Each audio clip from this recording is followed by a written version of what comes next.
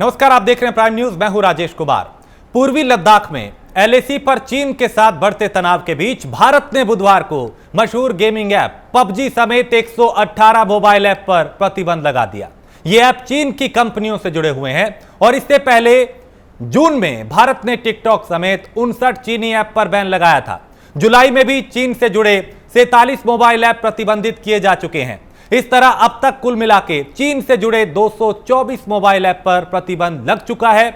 इसमें से ज्यादातर ऐप के भारत में बड़ी संख्या में इस्तेमाल करने वाले थे और कई भारतीय युवाओं को लोकप्रिय गेमिंग ऐप पबजी की एक तरह से लत लगी हुई थी।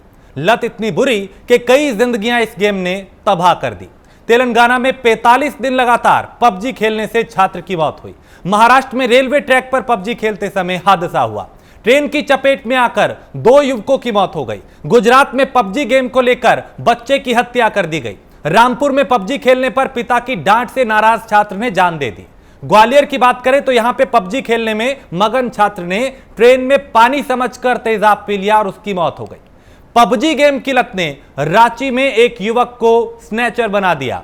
कर्नाटक में पबजी खेलने के कारण डांटने पर बेटे ने पिता का सिर काट दिया। झारखंड में पबजी गेम की लत से इंटर के छात्र का मानसिक संतुलन बिगड़ गया।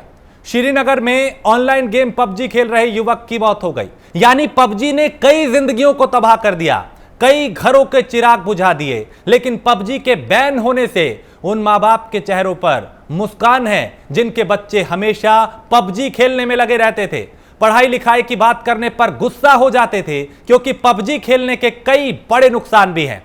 आंखों पर बुरा असर पड़ता है, डिप्रेशन और तनाव का शिकार हो जाना, जिससे इंसान हिंसक स्वभाव का हो जाता है। ये कई मामले ऐसे सामने आ चुके हैं। देश के हर हिस्से में पबजी की जो लत है युवाओं में देखी जा रही थी और कल 118 ऐप पबजी समेत 118 ऐप को बैन कर दिया गया। यानी एक तरीके से आर्थिक शिकस्त भी है ये चीन के लिए और डिजिटल स्ट्राइक भी है भारत की तरफ से।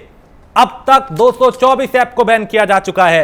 इससे पहले भी टिकटॉक समेत कई दूसरे ऐप जो थे जिनकी भारी यूजर्स जो थे बड़ी संख्या में इस्तेमाल करने वाले भारत में थे, उन ऐप को भी बंद करके चीन को करारा झटका दिया गया है। क्योंकि मौजूदा वक्त में भारत और चीन के बीच में सीमा पर तनाव बना हुआ है और भारत की यह कोशिश है कि चीन को हर मोर्चे पर शिकस्त दी जाए। सेना अपने मोर्चे पर तैनात है, लिहाजा आर्थिक नुकसान पहुंचाने के लिए भी लगातार भारत नई रणनीति बना रहा है। और अब चीन की 118 ऐप को हाल ही में कल बैन किया है। उससे पहले टिकटॉक समेत कई दूसरी 59 ऐप थी और 3 दफा अब तक ये ऐप को बैन किया जा चुका है। कुल मिला के अब तक अगर बात करें तो 224 ऐप ऐसे हैं जिन्हें बैन किया गया है, जिसका बड़ी संख्या में भारत में इस्तेमाल होता था। करोड़ों में यूजर्स इसका इस्तेमाल कर रहे थे और बताया गया है कि इससे सुरक्षा और संप्रभुता को बड़ा खतरा था। लिहाजा डेटा चोरी होने का कई शिकायतें ऐसी आ रही थी और जरूरी हो गया था यह कदम उठाना। तो पबजी समेत 118 ऐप को बैन किया गया है। यह लंबी फहरिस्त 118 ऐप की इस वक्त टेलीविजन स्क्रीन पर चल रही है, जिन्हें प्रतिबंधित किया गया है, जिन्हें बैन किया गया है और चीन को आर्थिक शिकस्त देने की कोशिश की गई है। डिजिटल स्ट्राइक की गई है चीन के ऊपर, इससे पहले भी हो चुकी है। भारत अब हर मोर्चे पर चीन की घेराबंदी कर रहा है। आर्थिक मोर्चे पर, सैनिक मोर्चे पर, सोशल मोर्चे पर। कोशिश यही है कि हर तरफ से चीन को घेर के उसी की भाषा में उसे जवाब दिया जाए। क्योंकि चीन ने मार्च अप्रैल के महीने में जब देश कोरोना से लड़ रहा था, दुनिया कोरोना से लड़ रही थी, तब सीमा पर नापाक हरकत की थी। उसमें हमारे 20 जवान शहीद हुए थे। लेकिन गलती एक बार होती है, बार बार नहीं। 3 दिन पहले चीन ने फिर कोशिश की उसी तरीके की घुसपैठ करने की, लेकिन इस बार भारतीय सेना ने उन्हें खदेड़ दिया चीनी सैनिकों को और जिस पहाड़ी पर दावा चीन करता था उस पर तिरंगा फहरा दिया। वो सेना उस मोर्चे पर संभाल रही है और इधर डिजिटल स्ट्राइक किया जा रहा है भारत सरकार की तरफ से, ताकि हर मोर्चे पे चीन की घेराबंदी की जा सके। और इससे चीन की जो तिलमिलाहट है वो भी सबके सामने है। चीन के वाणिज्य मंत्रालय ने इस पर गंभीर चिंता जाहिर की है भारत के इस कदम पर। बौखलाहट जो है चीन की, वो समझ आती है, वो नजर आ रही है। और यही थी, यानी चोट जो है वो निशाने पे लगी है, जो वार किया गया है वो सटीक जगह पे पहुंचा है। इसीलिए चीन के वाणिज्य मंत्रालय ने इस पर चिंता जाहिर की है। उसकी बौखलाहट जो है वो नजर आ रही है। लेकिन ये गेम किस कदर युवाओं को अपने चंगुल में फंसा रही थी, इसके उदाहरण ऐसे समझ सकते हैं कि कई जाने जा चुकी हैं, कई जिंदगियां तबाह हो चुकी हैं इस गेम के चक्कर में। लिहाजा मनोवैज्ञानिक तौर पे भी इसे समझा जा सकता है कि ये कितना जरूरी था। चर्चा करेंगे इस पे, हमारे साथ कुछ मेहमान जुड़े हैं। अनुज अग्रवाल हैं, cyber expert, doctor Kapil Kakkar हैं, मनोचिकित्सक, आशीष पांडे हैं, अर्थशास्त्री, और पंकज श्रीवास्तव हैं हमारे साथ, चीन मामलों के जानकार। आप चारों का बहुत स्वागत है। सबसे पहले पंकज जी, मैं आपके पास आऊंगा और समझना चाहूंगा, भारत ने ये जो डिजिटल स्ट्राइक की है उसका क्या असर चीन पे होगा? देखिए, निश्चित रूप से चीन पर इस आर्थिक प्रहार का असर जरूर पड़ेगा। हालांकि एक बात आपको बता दूं कि जितना बड़ा व्यापार अमेरिका के साथ, यूरोपियन यूनियन के साथ या जापान के साथ चीन का होता है, उतना बड़ा व्यापार हमारा नहीं होता है। हमारा जो व्यापार था अभी 84.4 बिलियन डॉलर का हो रहा था चीन के साथ, जिसमें से 63 ट्रिलियन डॉलर जो है वो चीन के पक्ष में जा रहे थे, यानी इतना फायदा चीन हमसे कमा रहा था। लेकिन ऐसे समय में जबकि पिछले 1.5 वर्ष से अमेरिका के साथ उसका व्यापारिक युद्ध चल रहा है, हाँ। और 378 बिलियन डॉलर का नुकसान सीधे सीधे उसे हो रहा है, और कोरोना काल के बाद से यूरोपियन यूनियन ने, ऑस्ट्रेलिया ने, फिर जापान ने, सबने उसका व्यापार एक तरह से लगाम लगा दी है। अब चीन का कोई भी जो सामान है, आपको बता दूं कि 60% जो चीन की इकोनॉमी है वो एक्सपोर्ट पर डिपेंड करती है, यानी निर्यात जो है 60% होता है और 40% जो है उसका डोमेस्टिक मार्केट है। तो इसमें क्या हुआ है कि 60% मार्केट पर जब लगाम लग जाए, एक बड़ा चंक जो है, बहुत बड़ा हिस्सा जो है वो जब घाटे में जाने लगे, तो छोटे व्यापार भी, जो छोटे व्यापारिक देश भी हैं, भारत का जैसे 84.4 बिलियन डॉलर का व्यापार था, तो ये बहुत ज्यादा बड़ा नहीं था बाकी देशों के मुकाबले में, लेकिन ये भी मायने रखता है। हाँ। अब चीन का जो भी इंटरकनेक्शन है, आज आप जानते हैं कि पूरी दुनिया जुड़ी हुई है एक दूसरे से, तो ऐसे में चीन को हर एक छोटी मार भी बहुत भारी पड़ रही है, और ये कदम भारत को उठाना ही था। आप पबजी की बात कर रहे हैं और बाकी जो दूसरे ऐप्स हैं उसकी बात कर रहे हैं, लेकिन आपको मालूम होना चाहिए कि जोमेटो और जो स्विगी है, इसमें भी टेंसेंट और अलीबाबा का बहुत बड़ा इन्वेस्टमेंट है। हाँ। इसके अलावा भी चीन ने क्या किया है, प्रत्यक्ष नहीं परोक्ष रूप से भारत के बहुत सारे उद्योगों में अपना पैसा लगा रखा है, किसी में 20%, किसी में 30%, किसी में 49%, क्योंकि यही लिमिट है सबसे ज्यादा। तो कई उद्योगों में चीन ने पैसा लगा रखा है। उसे मालूम है कि भारत की अर्थव्यवस्था कुछ समय पहले तक 8वीं सदी की गति से तरक्की कर रही थी, जो कि दुनिया में सबसे तेज गति से तरक्की करने वाली अर्थव्यवस्था थी, और एक विशाल जनसमूह के साथ ये जब सारे परिस्थितियां अनुकूल रहेंगी, तब इसका बहुत बड़ा असर देखने को मिलेगा और बहुत बड़ा मुनाफा भारत कमाएगा। हाँ। तो ऐसे में मौजूदा वक्त में अगर बात करें पंकज जी, तो ये बेहद जरूरी था ये कदम उठाना, क्योंकि भारत ने इस बात का भी जिक्र किया कि सुरक्षा और संप्रभुता को भी खतरा था। ये बहुत बड़ा खतरा था। शायद बहुत सारे लोगों को मालूम नहीं है कि जब आप कोई भी चाइनीज एप्लीकेशन डाउनलोड करते हैं अपने फोन में, तो आप, क्योंकि उसका सर्वर जो है वो चाइना में है, चाइना का जो क्वांचो और छंगतू शहर है, ये 2 शहर, यहाँ पर बहुत बड़े बड़े सर्वर्स लगे हुए हैं, इसमें बहुत सारे डेटा सेव होते हैं, और आजकल सारी की सारी लड़ाई डेटा की है। वो जेम्स बॉन्ड स्टाइल का जासूसी हर कोई नहीं करता है, लेकिन डेटा जिसके पास सबसे ज्यादा है किसी दूसरे के, तो मतलब आपके सारे अंदर की जो कलई है वो उनके पास पड़ी हुई है, वो कभी भी खोल सकते हैं। तो इसके लिए जरूरी था कि सुरक्षा के लिहाज से, और दूसरी बात संप्रभुता और आत्मसम्मान का भी मामला था। एक तरफ सीमा पर वो हमारे सैनिकों को मार रहे हैं और दूसरी तरफ हम उनके सामान को इस्तेमाल करें, ये तो नहीं होना चाहिए था। इसे देखते हुए भारत सरकार ने जो कदम उठाया वो बहुत ज्यादा मुनाफिक था। ठीक। आशीष पांडे, आशीष जी आपसे समझना चाहेंगे कि ये जो डिजिटल स्ट्राइक भारत ने किया चीन के ऊपर, इसका आर्थिक मोर्चे पे अगर हम देखें तो चीन को कितना बड़ा नुकसान है? सर 2 महीने पहले जब हमने 59 ऐप्स को बैन किया था, उसमें सबसे ज्यादा मशहूर ऐप होता था टिकटॉक। आज की डेट में अगर आप भारत में देखेंगे तो जैसे ये भारत में बैन हुआ, उसके थोड़े दिनों के बाद अमेरिका में भी इसको बैन करने की बात चलने लगी, और अभी अगर इंटरनेशनल मीडिया की खबरों पर विश्वास किया जाए तो ये ऐप बिकने की कगार पे खड़ा है माइक्रोसॉफ्ट के हाथों। तो इसका असर बहुत ज्यादा होना है। सिर्फ और सिर्फ प्रारंभिक आंकड़े देखें, भारत के साथ उसके व्यापार को देखें, भारत में उसके कितने डाउनलोड हैं, हाँ। इन सब के प्रभाव को देखकर अगर हम कंक्लूजन पे जाए तो ये थोड़ी सी जल्दीबाजी हुई, क्योंकि भारत ने जो किया है इसके बहुत ही दूरगामी परिणाम होंगे। एक तरफ तो दिखता है कि 1 अरब 30 करोड़ लोगों के साथ बना हुआ मोबाइल और मोबाइल ऐप का एक सबसे बड़े मार्केट में से एक जो भारत है, वो उससे उसको बाहर कर दिया गया। और अमेरिका के साथ जिस तरीके से रिश्ते हैं उसके, चीन के साथ हैं, यूरोपीय यूनियन के साथ हैं, बहुत ज्यादा संभावना है कि जो कदम भारत ने उठाया है इसको बाकी देश भी फॉलो करेंगे। और चीनी कंपनियों के लिए, खासकर ऐसी टेक्नोलॉजी वाली कंपनियों के लिए, चीनी बन करके रहना बहुत मुश्किल हो जाएगा। हाँ, ठीक है। डॉक्टर कपिल कक्कड़ भी हमारे साथ, मनोचिकित्सक हैं। डॉक्टर साहब, आपसे ये समझना चाहेंगे कि पबजी के चलते कई मामले हमारे सामने आए, कई लोगों की मौत हुई, कई इतने हिंसक हो गए, क्रूर हो गए, गुस्सैल हो गए कि अपने घर वालों के खिलाफ होने लगे थे। तो कितना जरूरी था मनोवैज्ञानिक तौर पे इस गेम पे ये जो ऐप पे प्रतिबंध लगाया गया है, कितना जरूरी हो गया था? देखिए, पहली बात हमें समझनी पड़ेगी that excess of anything is bad, है ना।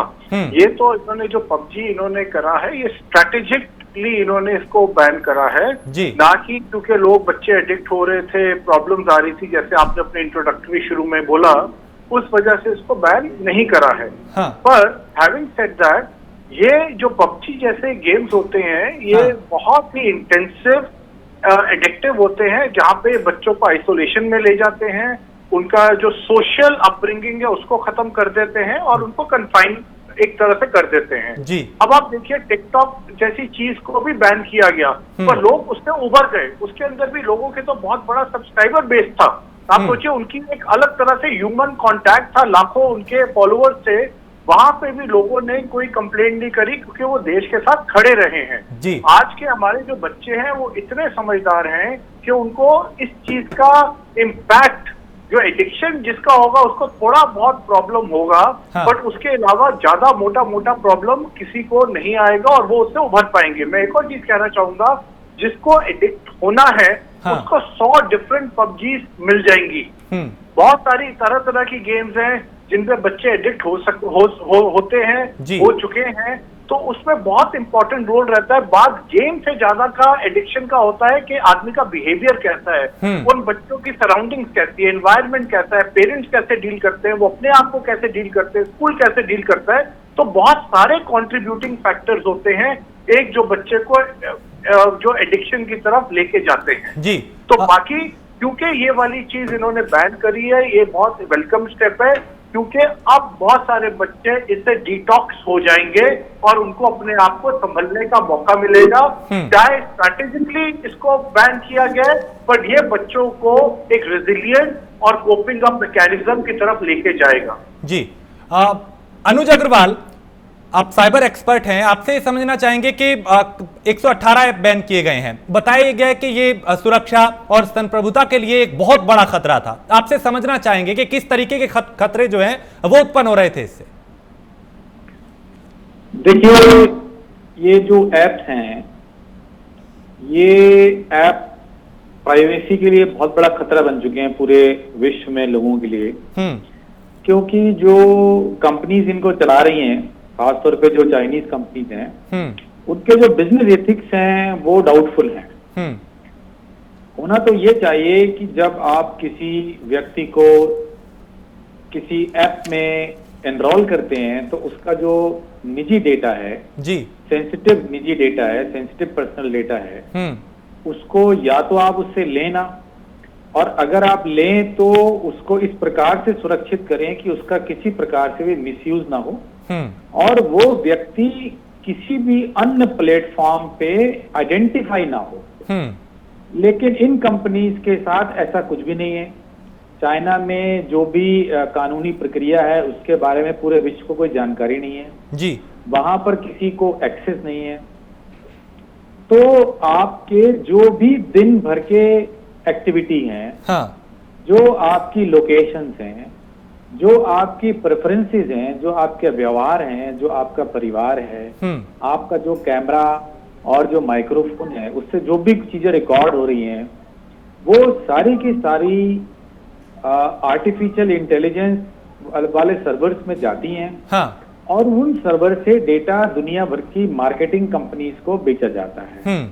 तो जब ये डेटा बेच दिया जाता है तो आपको आइडेंटिफाई करते हुए कि आपकी आदतें क्या हैं, आपकी कमजोरियां क्या हैं, ये मार्केटिंग कंपनी उस डेटा को इस्तेमाल करते हुए लोगों को एक तो अपने प्रोडक्ट बेचने के लिए तरह तरह के प्रलोभन देती हैं, और जो रग कंट्रीज हैं, जो देश ऐसे हैं जो भारत से मित्रता नहीं दिल से चाहते हैं, वो भारत के नागरिकों को, चाहे वो बच्चे हों, चाहे वो बड़े हों, सेना में भी लोग हो सकते हैं, पुलिस में भी हो सकते हैं, प्रशासन में हो सकते हैं, शिक्षा व्यवस्था में हो सकते हैं जी, उनको भरमाने के लिए या उनको किसी प्रकार का नुकसान पहुंचाने के लिए भी इस डेटा का इस्तेमाल कर सकते हैं।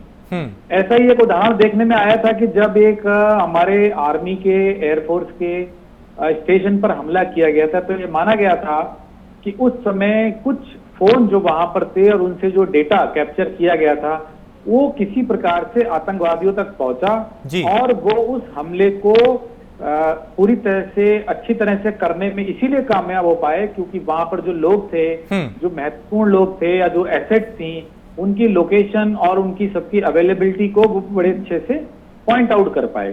तो ये जो डेटा का खेल चल रहा है इन एप्स के माध्यम से जी, वो हमारे देश, हमारे समाज, सुरक्षा, संप्रभुता और सोशल हार्मनी या जो समाज के अंदर एक शांतिपूर्ण तरीके से विकास हो रहा है, वो सब चीजों के लिए बड़ा खतरनाक है। और उससे भी बड़ा खतरा बनता जा रहा है डेमोक्रेसी के लिए। जब हमारे लोगों की, नागरिकों की प्रोफाइल विदेश के लोगों के पास उनकी चाहत और उनकी नाराजगियों के साथ पहुंचती है, तो उस डेटा का इस्तेमाल लोगों को भरमाने के लिए और चुनावों को प्रभावित करने के लिए भी किया जाए। ठीक है पंकज, आपसे समझना ये चाहूंगा कि जिस तरीके के हालात आज बने हुए हैं, चूंकि सेना अपने स्तर पे मोर्चा संभाले हुए है, चीन को उसी की भाषा में जवाब दे रही है, इधर डिजिटल स्ट्राइक करके कोशिश ये है कि आर्थिक नुकसान चीन को पहुंचाया जाए, तो ये बेहद जरूरी हो जाता है कि हर मोर्चे पर चीन की घेराबंदी की जाए। देखिए, वाकई बहुत जरूरी हो जाता है ये कि घेराबंदी की जाए, क्योंकि चीन जिस तरीके से अपनी ताकत बढ़ा रहा है और वो ताकत शांति फैलाने के लिए नहीं है, वो हालांकि उनका बड़ा ही कोवर्ट टाइप का इश्यू रहता है। वो बोलते हैं कि हम विश्व शांति के लिए कर रहे हैं और आपसी मित्रता बढ़ाने के लिए कर रहे हैं, लेकिन आप जानते ही होंगे साउथ चाइना सी में उन्होंने उनके कितने देशों के साथ मतभेद चल रहे हैं सीमा को लेकर के। चीन का जो एक बहुत बड़ा मॉडस ऑपरेंडी है वो ये है कि पहले तो साहब दूसरे देशों में इन्वेस्टमेंट करके उनका जो इकोनॉमी है उसको क्रैश किया जाए, क्रैश करके फिर पहले आर्थिक आधिपत्य स्थापित किया जाए और बाद में उस पूरे देश को अपनी कॉलोनी बना ली जाए। ऐसे बहुत सारे उदाहरण मिलेंगे आपको जहां पर कि सेंट्रल अमेरिका, नॉर्थ अफ्रीका और लैटिन अमेरिका के कुछ देशों से जंगलों की इतनी ज्यादा कटाई की गई है जिसमें रोजवुड और रेडवुड जैसे लकड़ियां जो बहुत ही दुर्लभ होती हैं जी, उसके फर्नीचर बड़े महंगे बिकते हैं और उसके एंटीक बहुत महंगे बिकते हैं। वो चाइना अपने देश में वनों की कटाई नहीं कर रहा है, दूसरे देशों में ये सारे काम करके वो अपने देश का व्यापार बढ़ा रहा है। और चाइना का एक मॉडस ऑपरेंडी ये भी है, अगर मान लीजिए आप बतौर चाइनीज सिटीजन इंडिपेंडेंटली कहीं व्यापार कर रहे हैं और चीन को उस देश में कुछ अपनी संभावनाएं, व्यापारिक संभावनाएं नजर आती हैं, तो चीन की जो सीपीसी है, चीन की जो सरकार है, कम्युनिस्ट पार्टी और सरकार, ये आपको आर्थिक तौर पर मदद देगी, संरक्षण देगी और उस देश के जो प्राकृतिक संसाधन है वो आपके माध्यम से लुटवाने में पूरी मदद करेगी और अपना घर भरेगी। मतलब ये इनका मॉडस ऑपरेंडी। और कई बार ये दूसरे देशों को इतना कर्ज दे देते हैं, कर्ज की शर्तें ऐसी रहती हैं कि वो इस मकड़जाल में फंस जाते हैं वो देश, और फिर जब वो कर्ज नहीं लौटा पाते तब उस देश के कुछ भूभाग को वो 99 वर्ष के लिए या फिर 100 वर्ष के लिए, 200 वर्ष के लिए पट्टे पर ले लेते हैं। हम्बनटोटा, ग्वादर और किर्गिस्तान के कुछ इलाके इसका जीवित उदाहरण है। तो इसके लिए बहुत जरूरी है कि अभी आपको याद होगा कि 4 देशों ने, जापान, ऑस्ट्रेलिया, अमेरिका और इंडिया ने साउथ चाइना सी में मिलिट्री ड्रिल किया था। वो इसीलिए किया था क्योंकि साउथ चाइना सी जो है वो सिर्फ चीन का ही नहीं है। चीन चाहता है कि वो उसकी झील बनी रहे, जबकि फिलीपींस से लेके वियतनाम हो गया, फिर म्यांमार है, फिर मलेशिया है, इंडोनेशिया है, ब्रुनेई है, ये तमाम देशों की सीमाएं जो हैं यहाँ पर मिलती हैं। और जिन देशों की लैंड बाउंड्री चीन से नहीं मिलती है, उन देशों का भी चीन के साथ सीमा विवाद है, और वहां पर चीन अपना मसल, अपने सैन्य शक्ति का उपयोग करके उन देशों को दबा करके, जो ये साउथ चाइना सी के कई द्वीप हैं, कई ऐसे इलाके हैं, उस पर कब्जा जमाता है। और यहाँ पर प्रचुर भंडार आपको मिलेंगे तेल के, खनिज पदार्थों के, जिसमें कोयला से लेकर के प्लैटिनम से लेकर के यूरेनियम तक मौजूद है। तो चीन का जो एक हेजेमोनिक रूल है, वो ऊपर से जो जैसे हाथी के दांत खाने के और दिखाने के और कहा जाता है, ये उसी तरह का है। और एक और खास बात चीन की ये है कि अगर चीन के किसी भी मित्र देश के संबंध बिगड़ते हैं, किसी देश के साथ मित्रवत संबंध बिगड़ जाते हैं, तो चीन सारा आरोप जो है उस देश पर मर देता है। चीन मान के चलता है हम तो हमेशा सही हैं और सही हैं, लेकिन गलती दूसरे देश की है। और वो आप ताइवान के साथ देख लीजिए, ताइवान एक अलग देश है, लेकिन उससे अलग देश बोलने के लिए अलग देश का दर्जा जो उसे मिला हुआ था, वो तक हटाने के लिए चीन ने कितने प्रपंच रचे। आपको याद होगा कि रिपब्लिक ऑफ चाइना के नाम से ताइवान पहले बना था, और 1971 तक जो यूनाइटेड नेशंस में जो मान्यता मिली थी चीन को, वो मिली थी ताइवान के नाम पर। जब पीपल्स रिपब्लिक ऑफ चाइना 1949 में बनता है, तो फिर चीन ने क्या किया कि दबाव दे करके 1971 में रिपब्लिक ऑफ चाइना से पीपल्स रिपब्लिक ऑफ चाइना को वो मान्यता दिलवाई। तो जहां ये बल से काम नहीं चला सकते, वहां धन से काम चलाते हैं, मतलब बाय एनी मीन्स, इधर बाय हुक और बाय क्रुक मीन, ये अपने काम करवा के रहते हैं। और इनका एक पूरा ऐसा रूल है कि आप उससे बच नहीं सकते। अगर एक बार आपने उनसे कर्जा ले लिया तो आप बच नहीं सकते। इसलिए अभी कोरोना काल में सब देशों को ये बात समझ में आ गई कि चीन में जो हमने एक विश्व की फैक्ट्री बना रखा था चीन को, ये रिचर्ड निक्सन के जमाने में ऐसा हुआ था। दंग शाओपिंग ने जो 1978 में चीन की एक नई इकोनॉमिक पॉलिसी बनाई थी, जिसके दम पर आज चीन इतना फल फूल रहा है, उससे पहले माओ त्से तुंग के साथ चीन को आगे बढ़ाने के लिए रिचर्ड निक्सन जो तत्कालीन अमेरिकी राष्ट्रपति थे, उन्होंने चीन को बढ़ावा दिया कि भाई आप अपने यहाँ प्रोडक्शन करिए सामान का, हम आपसे खरीदेंगे। और इसी तरह से चीन ने प्रलोभन देकर के बाकी और देशों में भी अपना बाजार बनाया जी। आज की तारीख में ये सारे देश समझ चुके हैं कि हमने बहुत बड़ी गलती की, जो एक देश को अपना आधार बना लिया।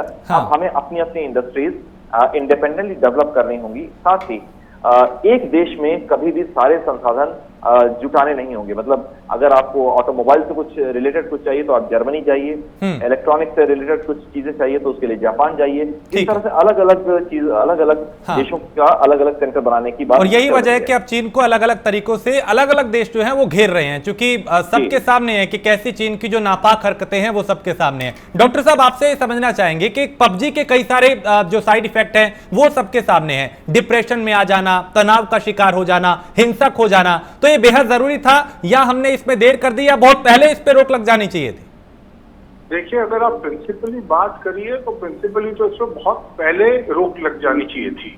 बट क्योंकि हमारे इंडिया का स्टांस थोड़ा ऐसा था, हम चाइना के साथ फ्रेंडशिप करने की कोशिश कर रहे थे, उनको काजोल करने की कोशिश कर रहे थे, तो वो हमारी स्ट्रैटेजी थी, जिसकी वजह से कहीं ना कहीं हम अपने कंट्री के लोगों का इंटरेस्ट कहीं ना कहीं कॉम्प्रोमाइज कर रहे थे। मैं अब आपको छोटी सी एक बात बताता हूँ, साइकोलॉजिकली मैं बताता हूँ। जैसे अभी आपके पैनलिस्ट ने कहा कि डेमोक्रेसी तक के ऊपर इस पे डेट पड़ता है जी। तो ये जैसे आपने जो यूएस में इलेक्शन हुए थे, ट्रम्प वर्सेस क्लिंटन, उसके अंदर भी इस तरह का डेटा यूज किया गया था।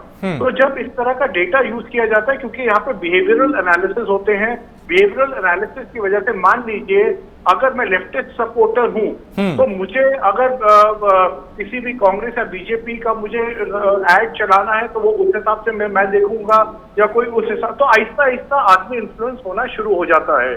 तो सिमिलरली अगर एक एडल्ट इन्फ्लुएंस हो सकता है, तो एक बच्चे के लिए तो ये बहुत, जो एक ग्रोइंग एज होती है, वो एक बहुत डेलिकेट सिचुएशन होती है। सेकेंडली, पबजी जैसी गेम के अंदर जैसे वायलेंस होती है, आदमी अपने आप को साइलो में कर लेता है, अगर अनएम्प्लॉयड यूथ हैं वो लोग भी उसके अंदर फंस जाते हैं। तो कहीं ना कहीं आप अपने देश की जो प्रोडक्टिव वर्क फोर्स है, आप उसको बेकार कर रहे हैं। तो ये जो बेकार वाला चीज है आपका, मैं आपको बताऊं, जैसे जापान है, जापान में जो मुझे पता है वहां पे गूगल नहीं यूज होता, साउथ कोरिया में गूगल नहीं यूज होता। उन लोग के अपने सर्वर्स हैं, अपने सर्च इंजन हैं, क्योंकि उन्होंने अपनी कंट्री को, अपने कल्चर को सेव करने के लिए हर एक चीज इनबिल्ट करी हुई है। अगर आज हमारा, मान लीजिए चाइना के पास नहीं है, बट गूगल अमेरिका का है, फेसबुक अमेरिका का है, हमारे डेटा आज की डेट में भी बाहर जाते हैं और वहां से भी कहीं ना कहीं इन्फ्लुएंसिंग फैक्टर आता है। तो चाइना ने जिस तरह अपना कल्चर बिल्ड करने के लिए, अपने लोगों को इन्फ्लुएंस करने के लिए, कम्युनिस्ट पार्टी ने जिस तरह से हर एक चीज इंटरनलाइज करी है, आप जितनी भी डेवलप कंट्रीज देखेंगे वर्ल्ड की, वो सब यही चीज करते हैं। और इंडिया को भी, अगर आप चाहते हैं कि आपके देश के अंदर बिहेवियर कल्चर के साथ मैच हो, आपके लोग की प्रोडक्टिविटी बढ़े, तो ये सब चीजें आहिस्ता आहिस्ता इंडिया को, इंडियन गवर्नमेंट को इंटरनलाइज करनी चाहिए। ना आप यूएस के ऊपर निर्भर रहे, ना आप चाइना के ऊपर निर्भर रहे, ना आप साउथ कोरिया के ऊपर निर्भर रहे। हम लोग आईटी में वैसे ही बहुत अच्छे हैं, तो मतलब we have to work towards it. देखिए, क्योंकि अभी हमेशा नहीं पता चले, आज हम लोग कहते हैं ठीक है, बट लॉन्ग रन में ये चीजें मिसयूज होती हैं, आपके बिहेवियरल इम्पैक्ट करती है, आपकी सोच पे इम्पैक्ट करती है, सोच पे इम्पैक्ट करती है, तो ये आपकी पूरी economy as well as culture के लिए it becomes a destructive thing.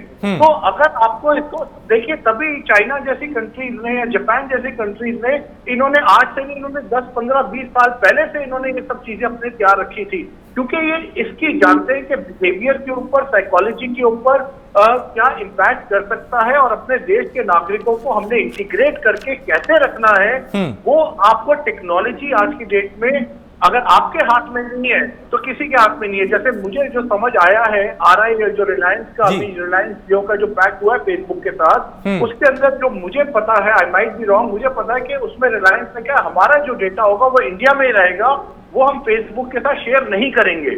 तो इस तरह की नेगोशिएशन बहुत इंपॉर्टेंट है हमारी कंट्री को करने के लिए, जिससे हम अपने कल्चर को, अपने बिहेवियर को, नहीं तो हम लोग यहाँ पे दूसरों के मानसिक, जैसे देखिए ब्रिटिशर्स ने क्या किया था, ब्रिटिशर्स ने आपको साइकोलॉजिकली मारा था।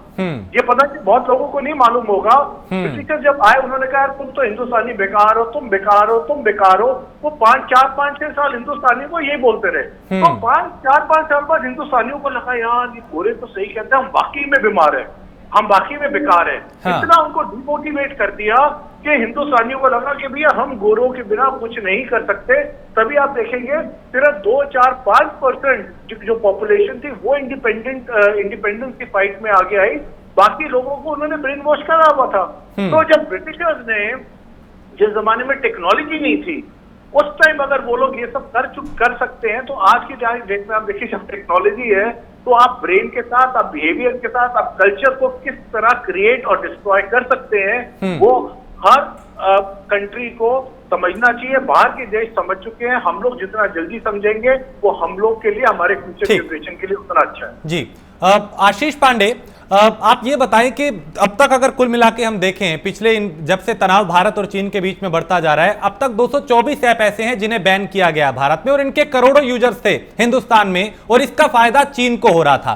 कितना बड़ा नुकसान है ये चीन के लिए आर्थिक तौर पर अगर देखें तो?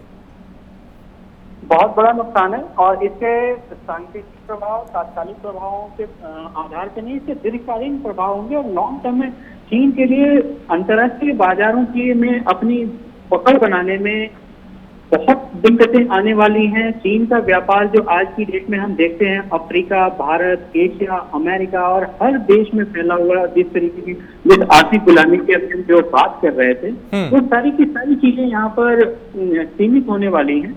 और भारत ने जो किया है, बहुत ज्यादा उम्मीद है कि बाकी दुनिया के देश में इसको तेजी से फॉलो करने वाले हैं। खासकर जब से ये कोविड सिचुएशन आई है, और जहाँ पे कि बहुत ज्यादा कंसर्न उठे थे कि वुहान में ये एक ह्यूमन मेड वायरस बनाया गया था।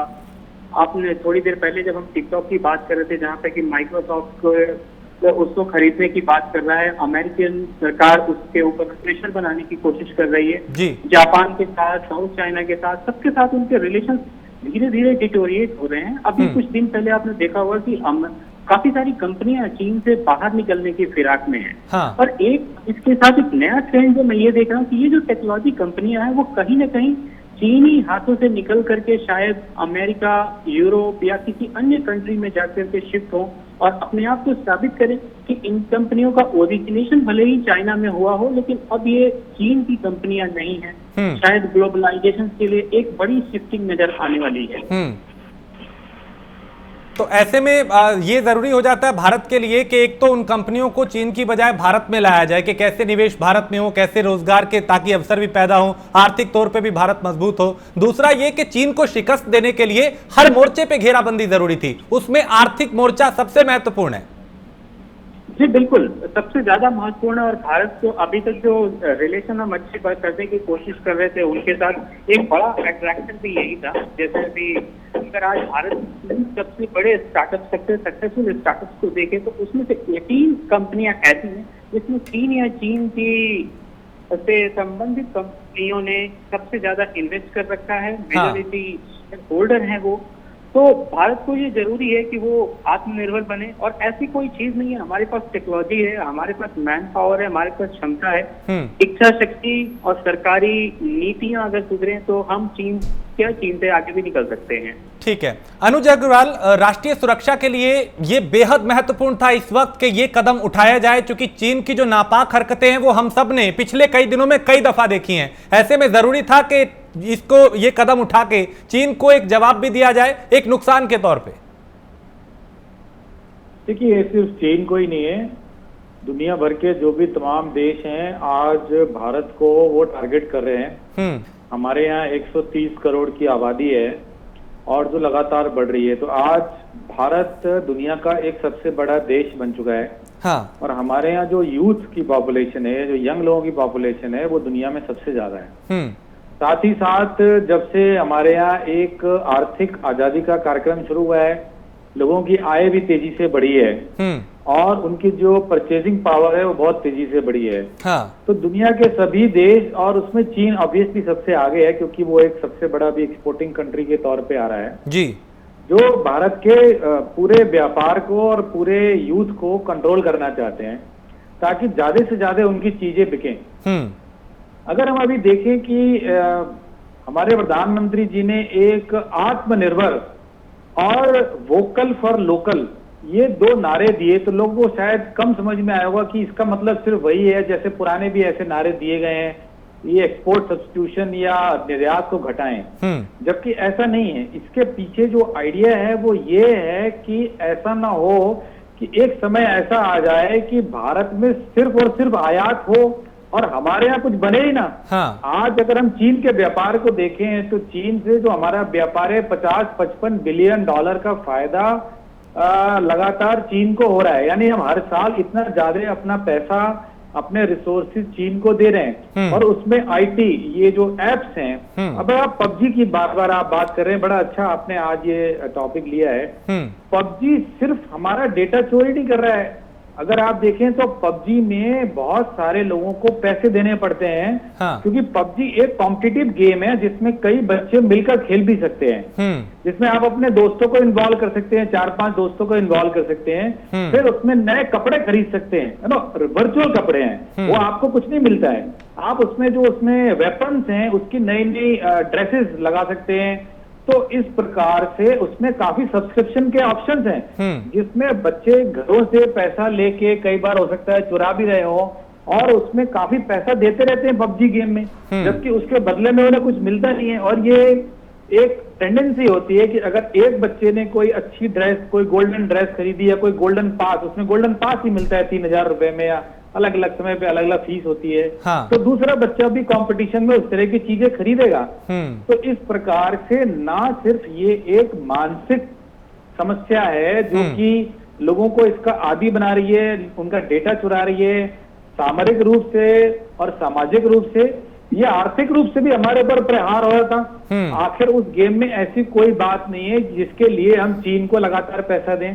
ये एक वैसा ही गेम है जैसे पहले भी बहुत से गेम आ चुके हैं, लेकिन इस गेम में बहुत चालाकी के साथ बच्चों को प्रेरित किया जा रहा है, या जो खेलने वाले हैं चाहे उसमें बड़े भी हों, कि आप तरह तरह की ड्रेस बदल सकते हैं और अपने हथियारों को और दूसरी चीजों को बदल सकते हैं और उसके लिए आपको इनको पैसे देने पड़ते हैं, प्रीमियम अकाउंट लेना पड़ता है। और इस प्रकार से भारत की ओर से काफी आर्थिक संसाधन भी चीन की ओर जा रहे हैं जी। तो मुझे लगता है इन सभी चीजों को देखते हुए अगर हम वोकल फॉर लोकल, अगर ऐसा ही कोई गेम या ऐसे कोई गेम भारत के लोग बनाएं तो कम से कम ये जो पैसा है जो कि एंटरटेनमेंट में खर्च हो रहा है, एंटरटेनमेंट में पैसा खर्च करना तो गलत बात नहीं, लोग जाते हैं सिनेमा भी देखते हैं और तरह के गेम्स भी खेलते हैं, लेकिन बाहर तो ना जाए। हमारे ही लोग अगर उसको इस्तेमाल कर पाए तो ये एक जो खतरनाक गेम दुनिया की तरफ से चल रहा है, आज भारत को मार्केट को पूरी तरफ से कैप्चर करना, और अगर बच्चों को आपने कैप्चर कर लिया तो वो आगे तक लगातार आपके कस्टमर बने रहेंगे। तो उसको कहीं ना कहीं ब्रेक करना बहुत जरूरी है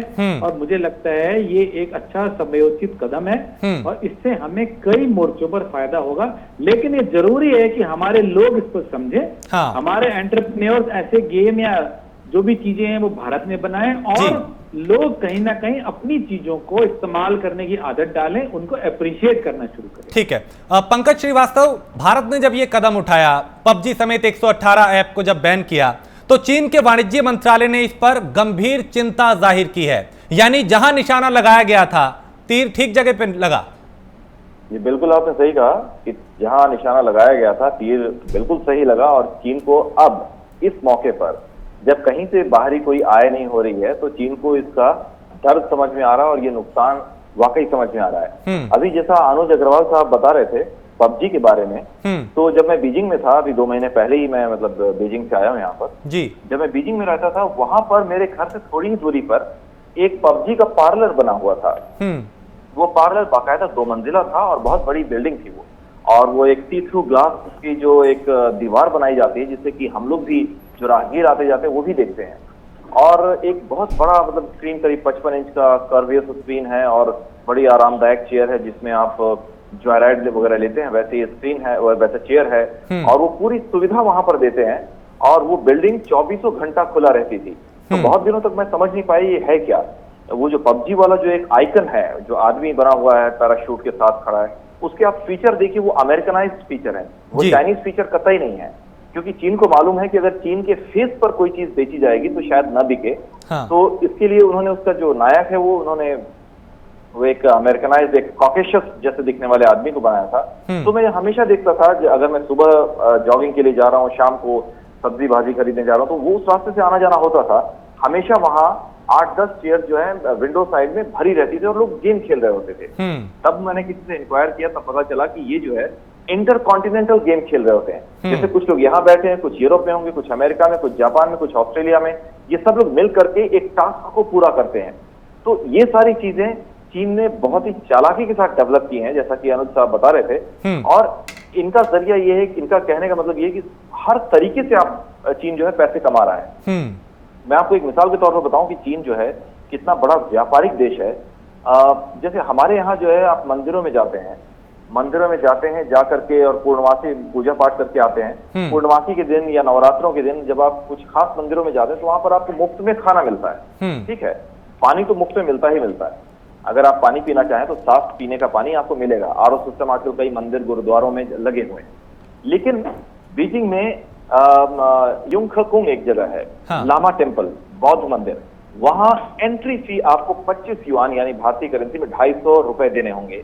और मेरे घर से थोड़ी दूरी पर, करीब आधे घंटे की दूरी पर अगर हम जाएं तो पाताछू मंदिर है, वो वहां कहते हैं भगवान बुद्ध का दांत रखा हुआ है। मुझे नहीं समझ में आता दांत कहाँ से आ गया, जबकि हिंदू रीति से भगवान बुद्ध की अंतिम क्रिया की गई थी, पूरा शरीर उनका दांत संस्कार किया गया था। तो बोलते वहां उनका दांत है, और उस मंदिर में भी एंट्री फी जो है वो आपको 10 युआन देना होगा, 10 युआन यानी 100 रुपया।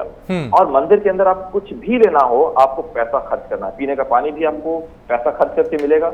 मंदिर के अंदर में बुद्धिस्ट रेस्टोरेंट बने हुए हैं। मतलब मैं ये बताना चाह रहा हूँ, और हमारे यहाँ कई एक टूरिस्ट प्लेसेस ऐसे हैं जहां पर आपको फ्री एंट्री मिलती है, वहां एक भी ऐसा टूरिस्ट प्लेस नहीं है जहां पर आप पैसा देके, बिना पैसा दिए घुस सकें। एक छोटी से छोटी टूरिस्ट प्लेस भी जो है वहां पर पैसा देना पड़ेगा। तो चीन पैसा कमाने का कोई मौका अपने लोगों से भी खोना नहीं चाहता है। तो और कोरोना काल में इन सब चीजों पर लगाम लग गई थी, सारी पब्लिक एक्टिविटीज पर लगाम लगी थी। तो भारत सरकार ने ये जो हिट किया है, पहला तो हमारा डेटा चोरी होने से बचे, दूसरा हमारे पास जब टैलेंटेड लोग बैठे हुए हैं, आईटी सेक्टर में हम वाकई बहुत अच्छा कर रहे हैं, जैसा कि अभी कक्कड़ साहब ने बताया था तो क्यों नहीं हम उस तरह से काम करते हैं? हमारे लोग मजदूर बन के दूसरे के यहाँ क्यों काम करते हैं? अगर आप चीनियों के साथ काम करें तो आपको पता चलेगा कि एक बात जो हम एक बार में एक आदमी को यहाँ पर 10 इंस्ट्रक्शन एक साथ दे सकते हैं, वहां पर एक बार में एक आदमी को एक इंस्ट्रक्शन अगर आप देंगे, वो भी लीक से हट कर, तो उसे समझ में नहीं आएगा। हाँ। वो बोलेगा दोबारा बोलिए, मुझे नहीं समझ में आया, और आपसे बोलेगा मुझसे नहीं होगा ये काम। तो वहां पर ये सीन है, मतलब जो आप आईक्यू लेवल की आप बात करते हैं, तो ये डिफरेंस मैंने देखा है, क्लियर डिफरेंस। और तो हमारे और वो लोग बिजनेस में बस तेज हैं, उन्हें मालूम है कि इस चीज से पैसा कमाया जा सकता है, तो वो लोग किसी भी चीज की नकल करके, पायरेट करके और एक नई चीज बना देते हैं, और उसमें मजदूर किसे रखते हैं? हमारे आईटी प्रोफेशनल्स को। ठीक। तो हमारे आईटी प्रोफेशनल खुद के लिए क्यों नहीं इस तरह की चीजें बनाते हैं? हाँ। जिससे कि हमारा पैसा हमारे पास रहे और हमारी चीजों की वृद्धि हो, क्योंकि अब भारत ने कभी इस तरह से काम नहीं किया जैसे कि चीन करता है कि हर चीज से पैसा कमाओ, सारे डेटा ले लो अपने यहाँ, पैसा ले लो अपने यहाँ। इस तरह का काम तो भारत हमेशा कभी नहीं करता है। तो भारत को इस फील्ड में आगे बढ़ना बहुत जरूरी है, क्योंकि हमारे यहाँ मैंने एक चीज देखा, बिजनेस कम्युनिटी में भी वो पैसे को उतनी वैसी तवज्जो नहीं दी जाती जैसी वहां पर पैसे को तवज्जो दी जाती है। जी। आपने कभी मतलब कभी आपने सुना होगा कि चीन के किसी बिजनेसमैन ने कोई पैसा दान किया? मैंने आज तक कभी नहीं सुना वहां रहते हुए भी। जबकि हमारे यहाँ बिजनेसमैन भी जो है समय समय पर पैसा दान करते रहते हैं और उसका कोई अकाउंट भी नहीं रखते हैं। तो ये जो चीजें हैं, ये बेसिक डिफरेंस है हमारे यहाँ। चीन एक तरफ पूरा पैसा हर तरह से, हर एरिया से, हर इदारे से पैसा कमाने की कोशिश करता है। हाँ। चाहे वो यूनिवर्सिटी हो, चाहे टूरिस्ट प्लेसेस हो, चाहे फिर उनका व्यापार से तो पैसे कमा ही रहे हैं। और दूसरी तरफ हम जो मौके हैं हमारे पास, वहां से भी हम पैसे नहीं कमा रहे हैं। तो ये जो चीजें हैं, वोकल फॉर लोकल जो प्रधानमंत्री मोदी ने बोला है, इसका हमें भरपूर फायदा उठाना चाहिए। हाँ। इस बात की गहराई को समझते हुए। ठीक है। डॉक्टर साहब, आपसे ये एक चीज़ और समझना चाहेंगे, क्योंकि लोगों की भी तरह तरह की प्रतिक्रियाएं आ रही हैं। कल से हम सोशल मीडिया पे भी देख रहे हैं कई तरह की प्रतिक्रियाएं आ रही हैं। लेकिन पबजी के बैन होने के बाद जो युवा थे या बच्चे थे, जिनके पेरेंट्स जो हैं, घर वाले जो हैं, उन्होंने एक राहत की सांस ली है, क्योंकि इसके बैन होने से बच्चे हिंसक हो रहे थे, गुस्सैल हो रहे थे, डिप्रेशन के शिकार में थे। कई ऐसे मामले आए जिसमें आत्महत्या तक कर ली गई पबजी की वजह से। देखिए, हमेशा याद आप रखिए, जब एक ग्रोइंग एज होती है, एडोलेसेंस में बच्चा रहता है, जब ग्रो कर रहा होता है, तो उसके बाद उसको एक अपनी स्पेस चाहिए, उसको अपना एक रूम चाहिए। वो अपने पेरेंट्स की इंटरवेंशन, उनकी इंटरफेरेंस मिनिमल चाहता है। पबजी जैसे गेम उसके बहुत दोस्त बन जाते हैं, और जब वो पबजी जैसे पे डिपेंडेंट होना शुरू हो जाता है, तो उसको कई बार लगता है कि अब यही उसकी जिंदगी है। जब ये उसकी जिंदगी बन जाती है, चाहे वो सोशल सर्कल हो, अकेडमिक्स हो, कोई भी चीज हो, वो उससे अपने आप दूर चला जाता है, क्योंकि वो उसको लगता है कि वो और वो जो गेम है वो ही आपस में इंटरप्ले कर रहे हैं और वो ही इंटरडिपेंडेंट हो जाते हैं। तो ऐसी चीज के लिए, जैसे मैंने शुरू में कहा था, पेरेंट्स को आना चाहिए। आप हमेशा याद रखिए, चाहे आपका बॉलीवुड है, चाहे आपको हॉलीवुड है जी, उसने आपको और हमारी जनरेशन को इन्फ्लुएंस कहीं ना कहीं किया होगा, ये आप मानेंगे। बट हमारे टाइम में ये सब चीजें नहीं थी। आज के टाइम में बॉलीवुड वगैरह इन्फ्लुएंस करते हैं, पर उनसे ज्यादा इन्फ्लुएंस वो चीज करते हैं जहां पे बच्चा उस गेम को रोज खेलता है। आप मान लीजिए, रोज एक नया तरह का चैलेंज आ रहा है, रोज एक नया तरह का उसके पास एक अपॉर्चुनिटी आ रही है उस गेम से इंटरेक्ट करने को।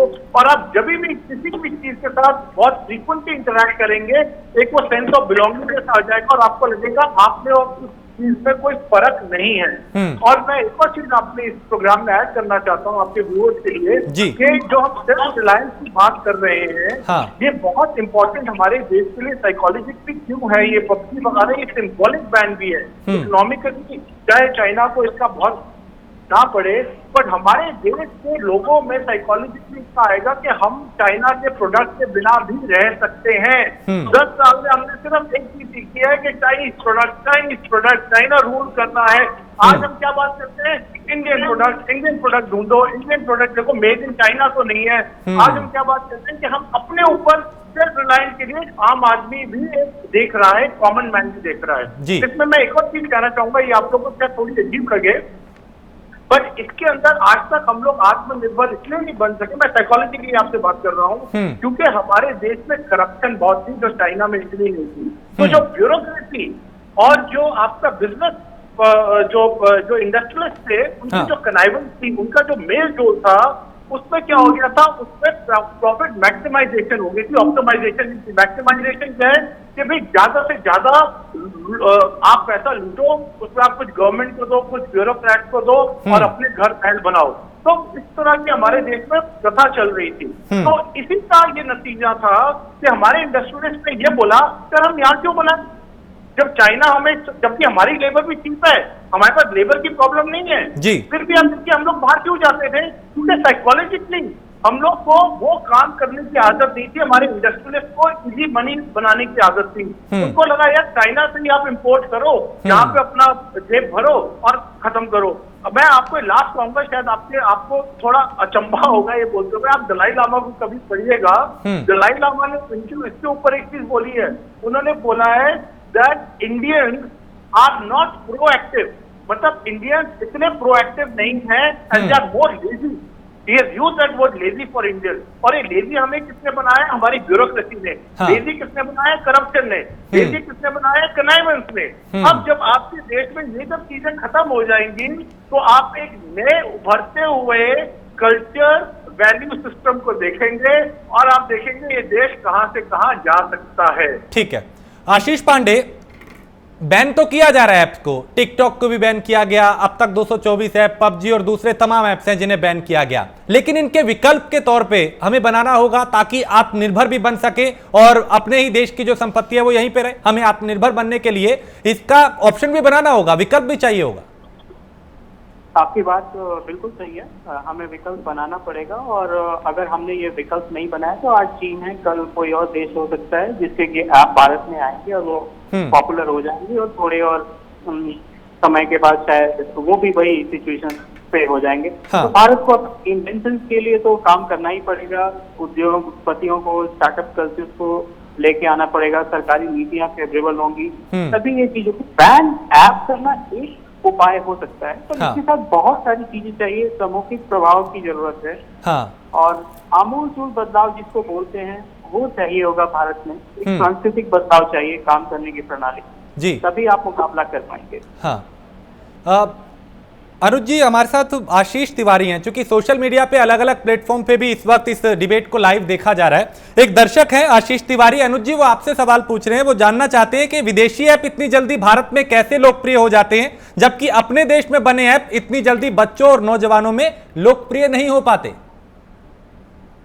देखिए ऐसा है कि जो इस समय की मांग है, आज जो साइकोलॉजी है बच्चों की, जो कि इंग्लिश मीडियम स्कूलों से बच्चे ज्यादातर पढ़ रहे हैं और कुछ जैसा कि डॉक्टर साहब ने भी ये बार बार बात कही कि जो हमारा देश एक लंबे समय तक गुलामी में रहा है, तो कहीं ना कहीं ये एक छुपी हुई मानसिकता भारत में लोगों के दिमाग में आ गई है कि विदेशों की बनी हुई चीज अच्छी होती है। आज हम चाइना या कोरिया की बनी हुई चीजों को अच्छा मान रहे हैं, पहले जापान और उसके पहले अमेरिका की बनी हुई चीजों को अच्छा मान रहे थे। तो ये भी एक कारण है। और तीसरा, अगर हम देखें कि हमारे यहाँ जो डेवलपर्स हैं उनके पास जो फाइनेंशियल मसल इसके लिए होना चाहिए, क्योंकि जब ये ऐप शुरू में बनाए जाते हैं, फ्री में डिस्ट्रीब्यूट किए जाते हैं और उस पर नए नए खेल लाए जाते हैं, तो उसके लिए बहुत पैसे की जरूरत होती है, आपको जो है रिस्क कैपिटल की जरूरत होती है, उसकी अभी हमारे यहाँ कमी है। तो ये चाइना चूंकि बहुत बड़ा एक्सपोर्ट कंट्री बन चुका है और वहां पर जो है इंटरेस्ट भी कम है और वहां की सरकार काफी इन चीजों को सपोर्ट कर रही है, क्योंकि उसके पीछे ना सिर्फ उनका कमर्शियल ऑब्जेक्टिव है, उसके पीछे उनका स्ट्रेटेजिक ऑब्जेक्टिव है। वो पूरे देश के लोगों का डेटा, उनका डेमोग्राफिक डेटा और उनकी पसंद नापसंद को भी ग्रैब करना चाहते हैं। तो ये एक बड़ा भारी कारण बन गया है कि हमारे देश की चीजें नहीं बिक पा रही हैं, नहीं पॉपुलर हो रही हैं और लोग विदेशी चीजों पर, चाहे वो चाइना की क्यों ना हो, एक जमाने में अभी भी हम लोग खराब चीज को चाइनीज बोल देते हैं कि ये चाइनीज आइटम है, मतलब खराब आइटम है। ठीक है सर, डॉक्टर साहब इस पे प्रतिक्रिया कर रहे हैं। डॉक्टर साहब कुछ कहना चाह रहे हैं, मैं आपके पास फिर आता हूँ। डॉक्टर साहब आप अपनी प्रतिक्रिया दें। मैं यहाँ पे ये कहना चाह रहा हूँ, जो अभी आपके व्यूअर ने सवाल पूछा, मैं ये कहना चाह रहा हूँ कि देखिए स्ट्रक्चरली ये जो डेवलप्ड कंट्रीज है ये बहुत अच्छी हैं। स्ट्रक्चरली का क्या मतलब है? बहुत ऑर्गेनाइज्ड है, बहुत पैटर्न है। जब भी ये कोई चीज बनाते हैं ये वर्ल्ड वाइड रिसर्च करते हैं, इनके पास सारे बिहेवियरल इनपुट्स आते हैं और उसके बेसिस पे ये चीजें बनाते हैं। तो जब इतना ये लोग रिसर्च करते हैं तो साइकोलॉजिकली बहुत इनएविटेबल है, बहुत ही नेचुरल है कि कि लोग उससे बहुत जल्दी कनेक्ट हो जाते हैं, क्योंकि इनका स्ट्रक्चर बहुत पुराना है और बहुत रोबस्ट है, जो हमारी कंट्री में नहीं है। मैं एक और छोटा सा आपको उदाहरण देना चाहूंगा अपना पर्सनल। मैं कुछ आईटी कंपनीज वगैरह में मैं लेक्चर्स वगैरह के लिए भी जाता हूँ, कई बार मैं टॉक्स के लिए जाता हूँ। तो ये मैं नाम नहीं लूंगा उस कंपनी का, अच्छी बड़ी कंपनी है जी। पर उस कंपनी में देखिए क्या होता था, यहाँ पे ये लोग 12 घंटे काम करते हैं, जो सॉफ्टवेयर ये लोग डेवलप करते हैं, उसके बाद वो सॉफ्टवेयर अमेरिका में अमेरिकन उसको कंटिन्यू करते हैं, क्योंकि दिन रात का है। फिर ये जो वो लोग काम कर लेते ये लोग कंटिन्यू करते थे, ठीक है। तो वहां पे अमेरिकन ने इनको बोला कि भैया तुम आते हो यार 10 घंटे, इन्होंने कहा we are giving you 3 hours of free time to research, to think. जितने भी एम्प्लॉइज थे सबको बोला आपको 3 घंटे सोचना हम क्या क्या चीजें कर सकते हैं, क्या क्या। आपको पता है यहाँ पे क्या हुआ? यहाँ पे instead of thinking and contemplating हम क्या क्या कर सकते हैं, वहां पे एग्जीक्यूटिव ने मांगना शुरू कर दिया, हमें टेबल टेनिस का टेबल दो, हमें ये दो, हमें ये। तो अमेरिकन से कहा यार हमने आपको रिसर्च के लिए बोला है और आप लोग तो यहाँ पे अपने लिए सोच रहे हो कि फ्री टाइम है। ये आपका फ्री टाइम नहीं है, ये आपका रिसर्च टाइम है। तो मेरा कहने का मतलब है स्ट्रक्चरली, जो आपके व्यूअर ने क्वेश्चन पूछा है ना, स्ट्रक्चरली जब तक हम लोग इतने रोबस्ट नहीं हो जाते, हम जब तक खुद रिसर्च बेस्ड नहीं बन जाते, तब तक इस तरह की परेशानियां आते रहेंगी और हमारे जो ऐप है वो इतनी जल्दी कनेक्ट नहीं होंगे, क्योंकि वो जो बैकग्राउंड रिसर्च का चाहिए वो इनएडिक्वेट है। और इसमें बाहर की कंट्रीज से आपको ऐप वगैरह जल्दी दिखते हैं कनेक्ट होते हुए। ठीक है, अनुज जी आप भी इस बात से सहमत है?